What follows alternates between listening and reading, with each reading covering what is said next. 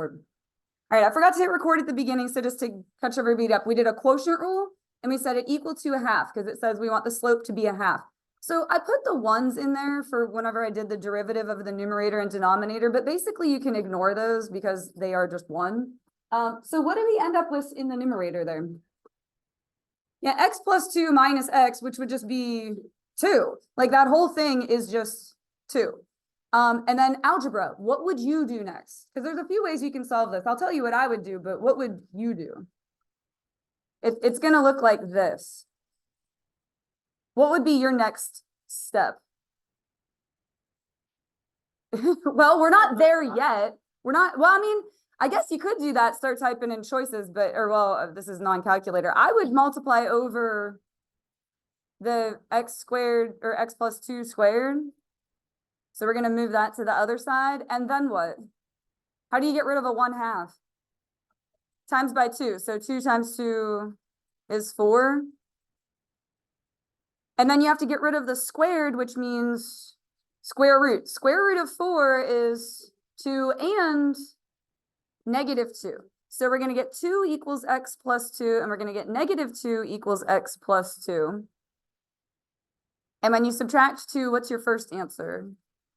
Yep, 0 and then -4. Now they have the whole point, so it's going to be 0 comma something and -4 comma something. So which one's our answer? C. Good job. C is in cantaloupe. All right, let f of x equal this. Let g be the inverse function. All right, so you're going to make a chart for f and f prime. Do you guys remember this sort of? It was back from unit 3. When will we have hit that? Like November? Oh, you just had one like this? Yeah. Well, if you did, everyone else did too. I'm hoping so. All right, whatever lands in this box is going to be our answer. It's kind of like a scavenger hunt. I sort of like these. We want to find g prime of 1. So 1 is going to go right here. Where else can I put a 1 then, since they're inverses? Good, because it's going to be backwards. And then I can put a 0 here. Why? Why am I allowed to put a 0 there? It says f of 0 equals 1. So it's 0, 1. This is 1, 0. You don't really need that, but just to be thorough, I put it in there. And then you need to find f prime. You can't find g prime because you don't have g, but we can find f prime. What rule are we going to need for that derivative? Perfect. And you're going to bring the 3 down. It's going to drop to a 2. It'll look like that. And then you're going to chain on the derivative of the inside, which would be 2. Instead of putting times 2 at the end, because I ran out of space, I'm just going to erase this, and 3 times 2 is 6. Now, that always usually goes beautifully. And then people are like, do I plug in 0 or do I plug in 1? And I can guarantee you one of these wrong choices is if you plugged in the wrong one. We're trying to find f prime right now, so we need to plug in 0. Good. So if you plug in 0 to this, it ends up being 1 squared, which is 1, times 6 is 6. So what goes in this box? 1, 6. So your answer is D, as in dingo. All right, this one's a no work question. It just says y equals 5 is a horizontal asymptote. Read through and give me a guess. What do you think? Which one? We think E. Let's compare. The power on the numerator is 2, on the denominator is 2. When it's a tie, what do you use as the tiebreaker? Coefficients, which would be 20 over 4, which is 5. I agree. E. Cool. You could narrow down the rest. This is a line, so obviously it doesn't have an asymptote. Sine is a wave, so like that's not gonna, you know, you can narrow down your choices. Yeah, exactly. Yeah, so you can narrow them down. Let f be this function, absolute maximum. Absolute is what test? Candidates test. Now they don't give you end points, so it's just going to be critical points. Another quotient rule. All right, so denominator.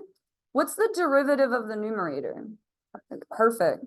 Minus the numerator times derivative of the denominator over denominator squared. Now, critical points are where your derivative equals 0 or is undefined. So we're going to set the numerator equal to 0 and the denominator equal to 0 to get our critical points. Now here, these x's are going to cancel. So we get 1 minus ln x equals 0. Welcome back to pre-calculus. This isn't algebra, this is pre-calc. What would you do to start solving that? If you subtract one and then get rid of the negatives, or you could add over the ln x, whichever way pleases you, it doesn't make a difference. And then what's x gonna be? E.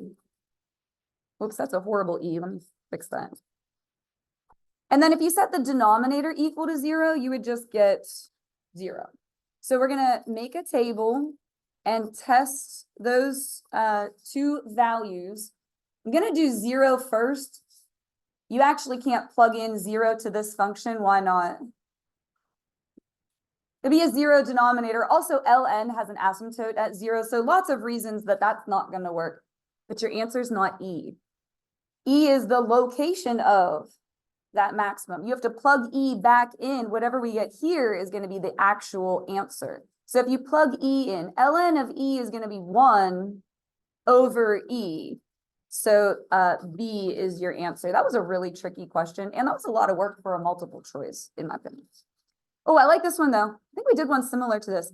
P is the size of a population, which differential equation, which is slope, means linear growth. Why is it A?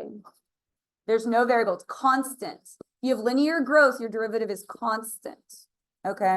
First I put one of those letters and then Good job. All right, 24, let G be this function, K is a constant. That just means it's a number. What value of K? So find K, where we have a critical point at 2/3. How do you get critical points? Derivative equals 0. I'm going to use the space up here. All right, what rule do you need for this derivative? Finally, it's not a quotient rule. Product rule and chain rule. Okay, so product rule is the first thing. Derivative of e to the kx is e to the kx times k. And if you want to put the k in front of it, that doesn't matter. That's up to you. Personal preference. It's yeah, right. Plus the second thing times derivative of the first, which would be 2x. We're going to set that equal to 0, and we're going to factor its greatest common factor. What do these two terms have in common? What have they both got? They both have e to the kx, and actually, I think they both have an x as well, right? So if we're trying to jam every letter of the alphabet into here. So we're going to factor that out and see what we have left. So look at the first term. If you GCF out an x e to the kx, what's left? Kx, good. Plus, and then what's left from this one? 2.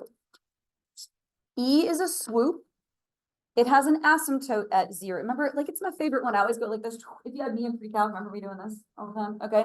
So you can't set that equal to 0, which is good news because we're going to look at the way less complicated one. And what are we going to plug in for x? You have to go back to the problem. It's a critical point at 2/3. So if you put 2/3 in for x, you get 2/3 k plus 2 equals 0. And then you just got to do some algebra. You would subtract over the 2. And then you would multiply by the reciprocal. So what do you end up with? -3, because those 2's are going to cancel. -6/2 means the same thing. All right, so A for that one.